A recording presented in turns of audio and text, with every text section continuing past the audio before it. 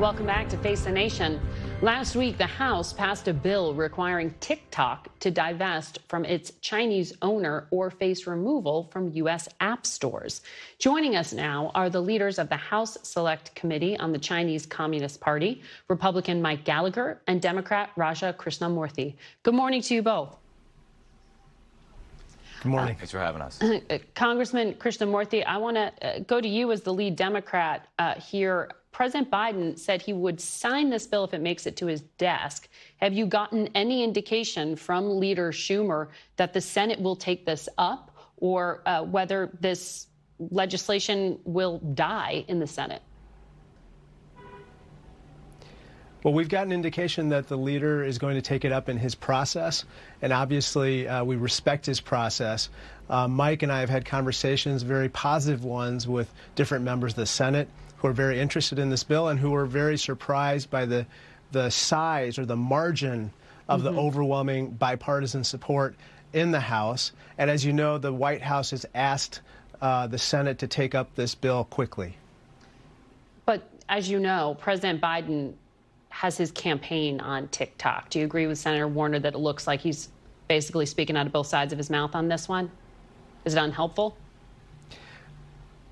No, look, I'm not going to tell the president how to campaign. I don't have it on my personal app, on my personal phone, and it's, of course, banned from all of our government devices.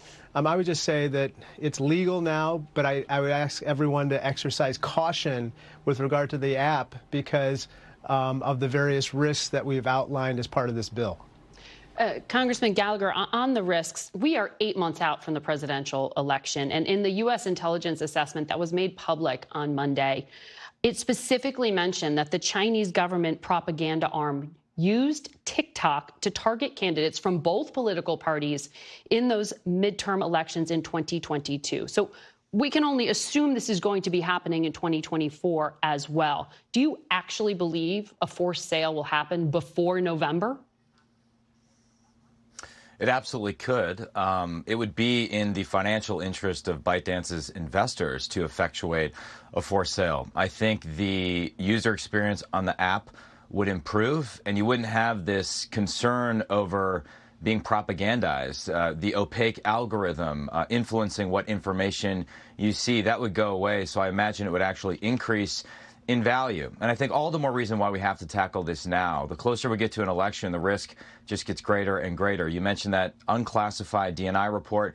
Every single intelligence community official that testified before the Intelligence Committee last week suggested under its current ownership structure, TikTok is a threat to national security, which is why we are trying to force TikTok to separate from ByteDance and, by extension, from the Chinese Communist Party. But we've been hearing, respectfully, for 4 years or more that this is a national security threat and something needs to be done, and then it dies in Congress or in the courts. If this version becomes law, how do you actually stop it? Because this app is already on 170 million phones. Can you claw it back?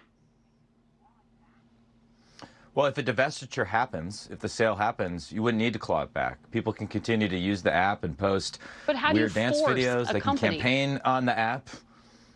The forcing function we have in the bill is if they do not pursue a sale, then they would no longer have access to the App Store, so you couldn't do new downloads. The website would also be affected, and so it would affect the functionality of the app. But again, that's not the outcome we want.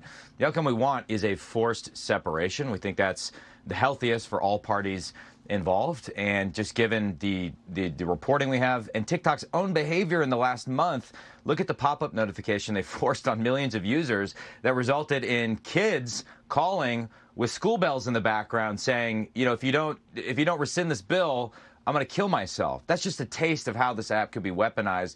Imagine a more consequential vote going forward about authorizing force to defend Taiwan or altering permanent normal trade relation status with China. That's the risk we're trying to guard against. But is it really, gentlemen, just TikTok? I mean, there are no guardrails virtually in place for any kind of social media that those kids or us adults have access to. Congressman Krishnamoorthi? I agree, and Mike and I would love to work with others with regard to putting guardrails in place with regard to other apps, regardless of their ownership. But this one is different in the sense that we have a foreign adversary controlling this app. Just to give your viewers a sense of it, essentially, ByteDance is the 100% owner of TikTok. ByteDance basically has its editor-in-chief, who's also the secretary of the Chinese Communist Party cell, embedded at the highest echelons of the company to control all of its products. And he has been tasked with, quote, making sure all of its products, including TikTok, adhere to correct political direction. And so this is a different type of threat than we've seen before. And this divestment is not without precedent. There was an app called Grindr, a popular LGBTQ app that was acquired by a Chinese company, and when the U.S. government found that the CCP had access to sensitive data about LGBTQ members of the military and U.S. government officials, it required the divestment. It happened very quickly. Why? Because the app is was very valuable, much like TikTok, and there was no disruption to users. That's what will happen with regard to this divestment as well. Congressman Gallagher, Mike Pence was here saying how disappointed he was that Donald Trump has changed his views on TikTok.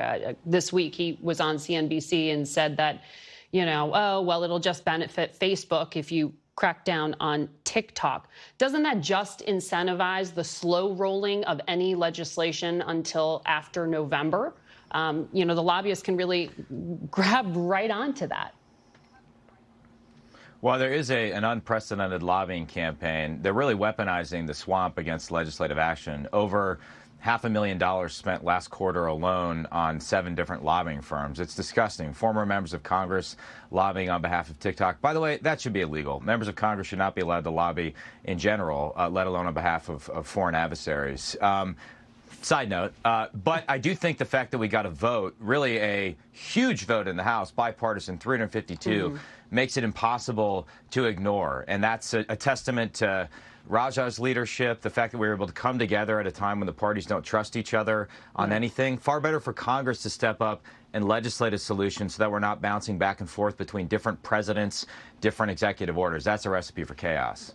And to be fair here, Margaret, mean, TikTok. Can I jump in for a second? Sure, on that? I do just want to say that TikTok, as you know, insists that it is not under the control of the Chinese Communist Party. Go ahead, Congressman. That is completely false, and that is exactly why TikTok is in trouble on Capitol Hill. Their CEO has appeared on Capitol Hill repeatedly and made various misrepresentations, Margaret, that have caused members on both sides to really scratch their heads and vote for this bill. I'll just point out 2 very briefly. One is that he claimed that ByteDance China-based employees never had access to American user data, and that was proven to be false. They repeatedly access it, even unbeknownst to TikTok USA employees. And the second misrepresentation is that he said that this data, American user data, was never used against Americans. That was proven false, and the company admitted that they spied on journalists who were covering TikTok, and they used their geolocation data to surveil them. So this is why they're in such hot water on Capitol Hill. All right. Congressman, thank you for joining us in this rare bipartisan action. Very quickly on TikTok, we'll be following what happens next. Thank you.